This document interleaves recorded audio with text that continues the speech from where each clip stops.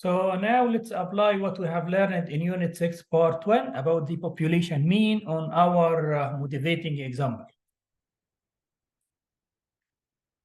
Estimation and inference for the motivating example, and then we will talk about posterior predictive density using normal likelihood or normal data distribution and normal Breyer distribution, as we have done for the population proportion. And then I will talk about what is next.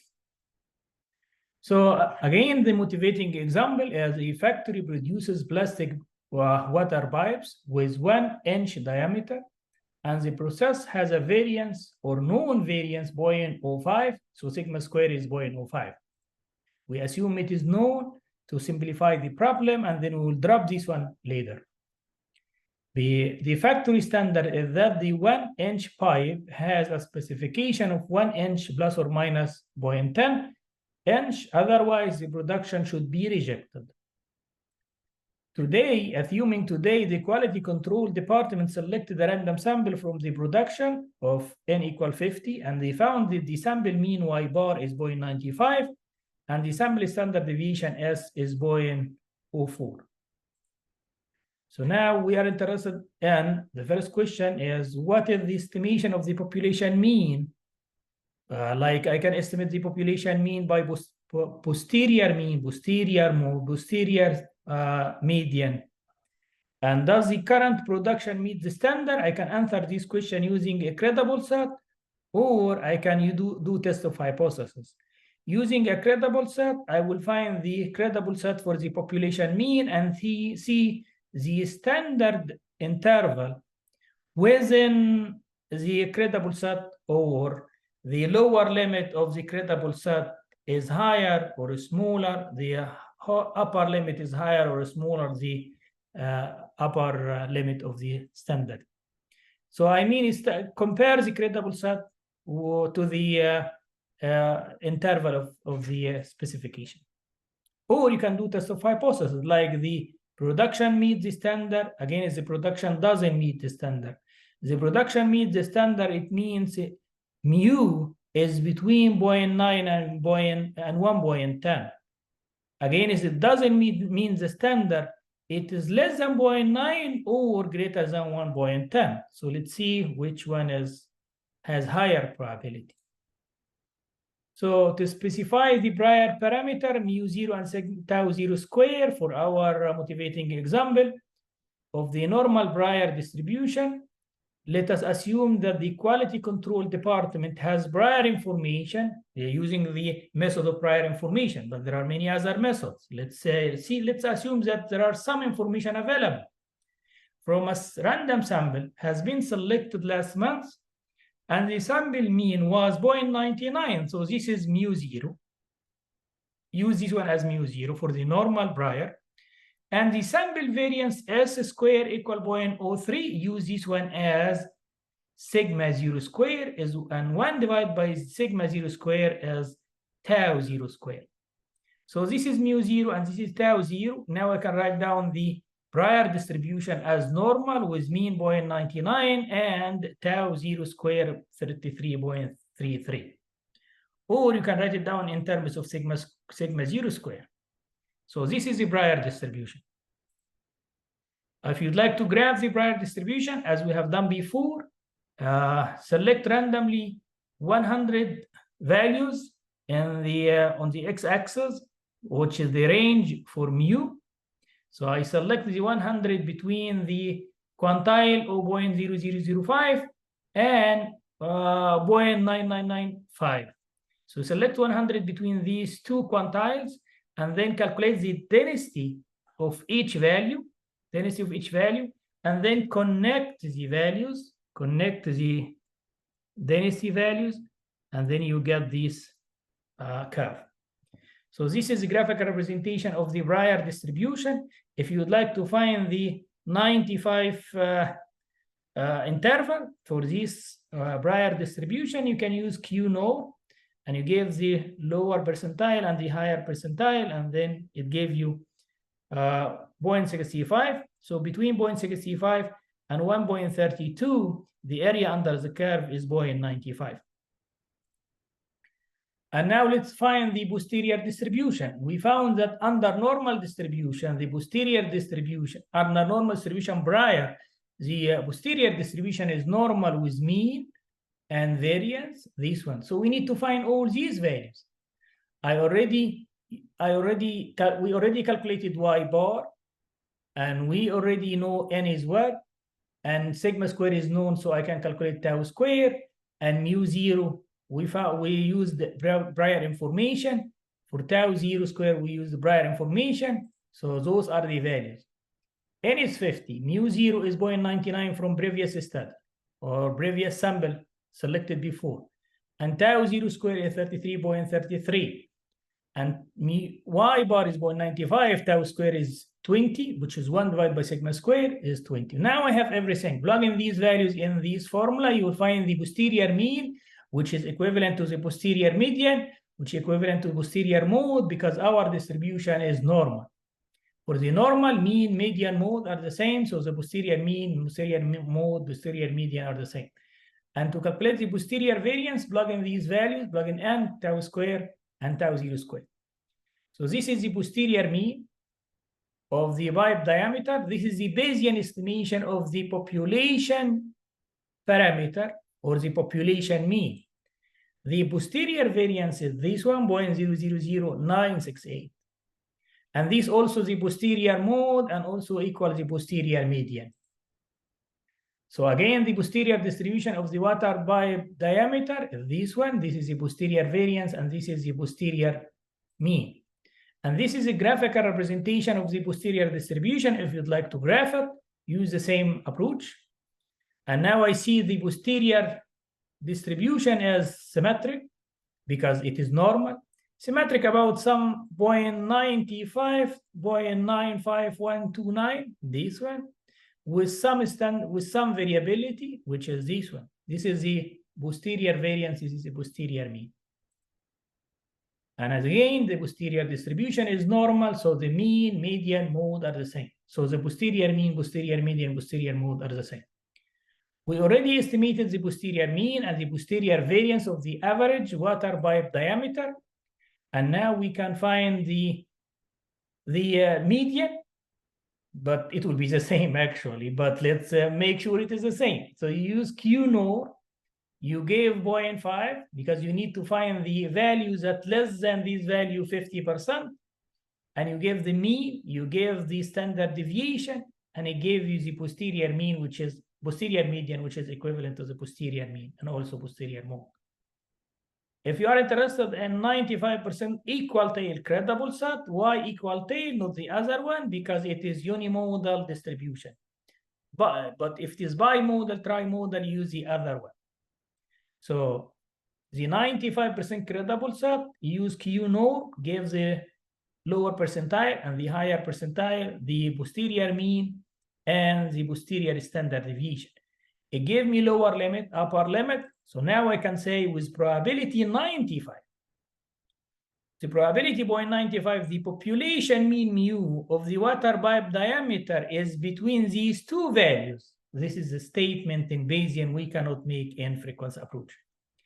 If I compare this one to the standard of the process, the standard set, the water diameter, the water pipe diameter should be between 0.9 and 1.10. When I look at this lower limit and upper limit, I see the upper limit is included in the confidence interval, and the lower limit is a little bit less than the lower limit. Looks like the interval is not completely inside. So the quality control can decide. Looks like most probably the standard met, but if they would like to have the lower limit and upper limit, both of them are included in the standard interval, this is their decision. But I see it is almost equal, almost inside the standard. So looks like the standard of the production met. But also we can do test of hypothesis. We can have two hypotheses. One is the standard met, what the standard is not met. And then find the probability of H0, probability of H1, and compare these two and decide. So estimation and inference, the factory standard is that the 1-inch pipe has a specification of 1 inch plus or minus. Otherwise, the product should be rejected. Will the quality control reject the production? Let's see. This is the production meet the standard. If the production doesn't meet the standard. How do I calculate the probability of H0, probability of H1? You can use P-norm.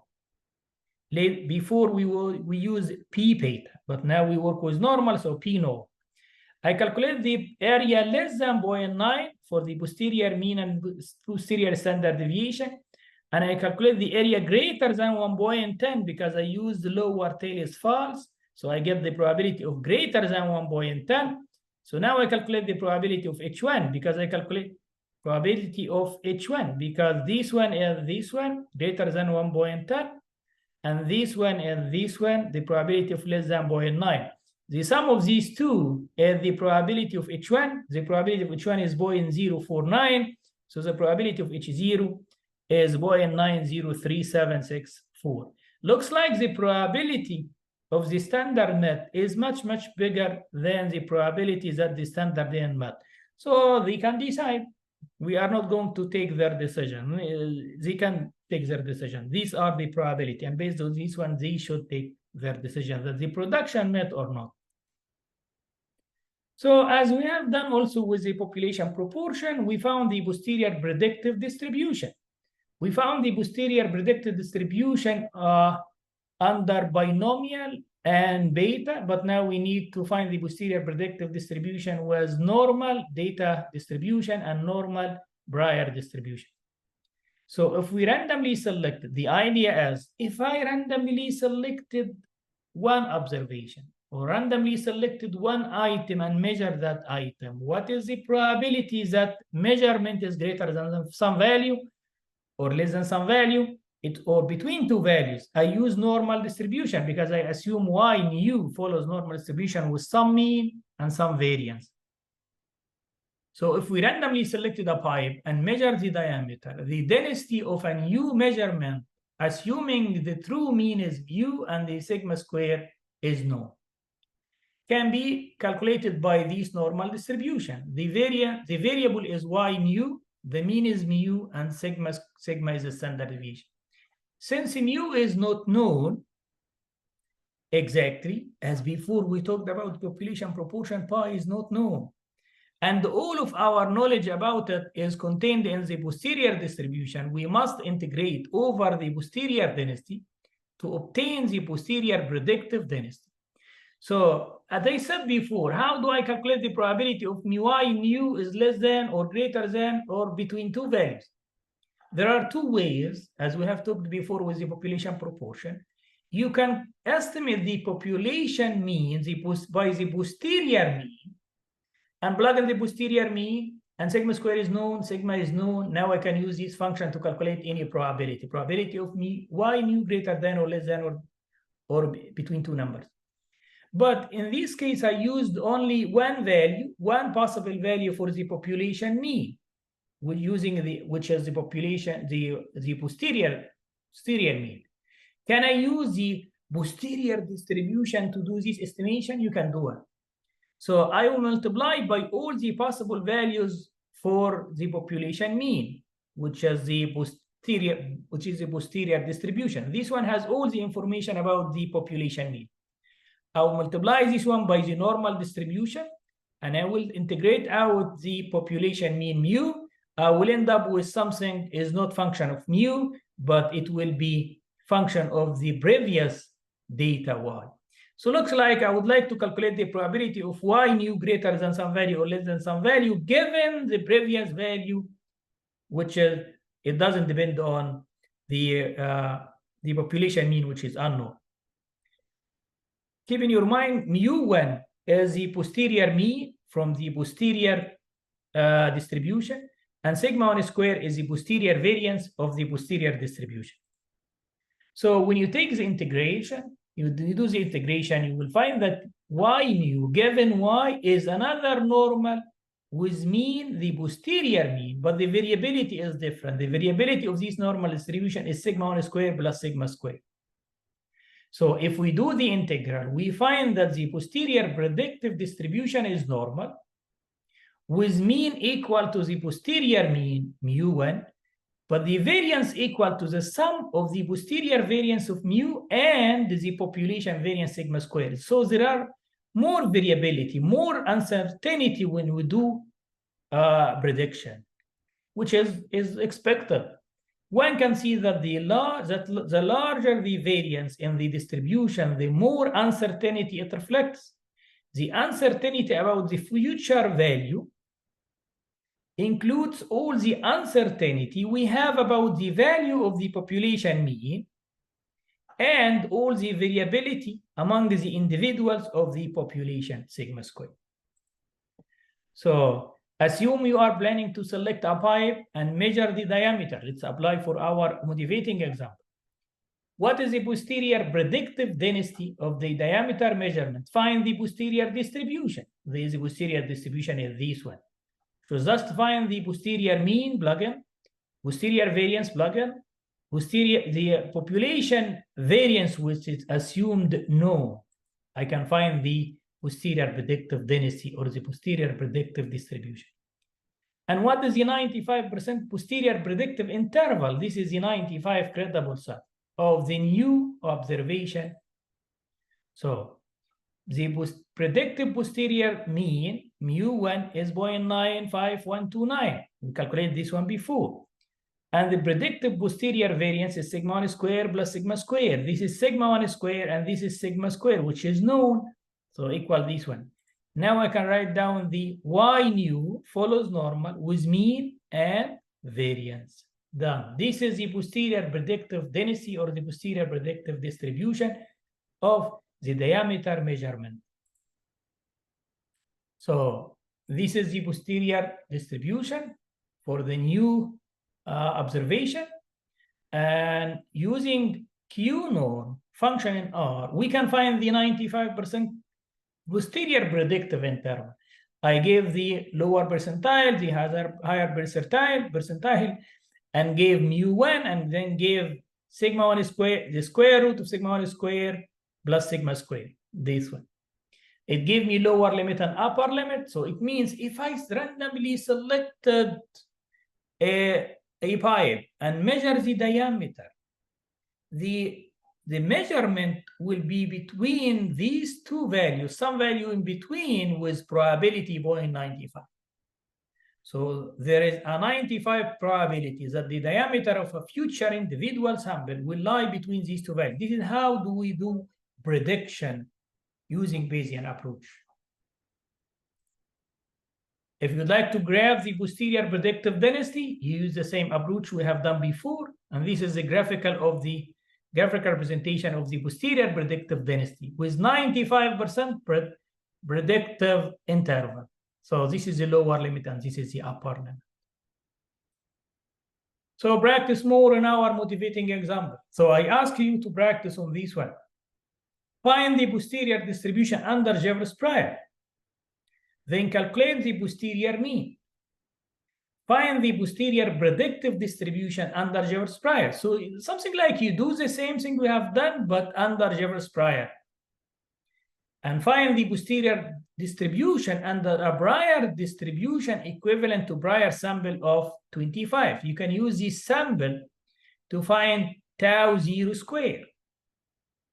And then once you know tau 0 square, tau square is known, n is, and so on, using the previous information. Find the posterior predictive distribution under a prior distribution equivalent to a prior sample size 25. Using this one, you can find the posterior predictive distribution. So practice on this one. If you have any question, please let me know. So thank you so much. But now we need to practice also on R. As we practice on the population proportion, let's practice on how do we calculate the posterior distribution and the Monte Carlo approximation and so on, as we have done with the population proportion. So go to the R our studio and practice with us. Thank you.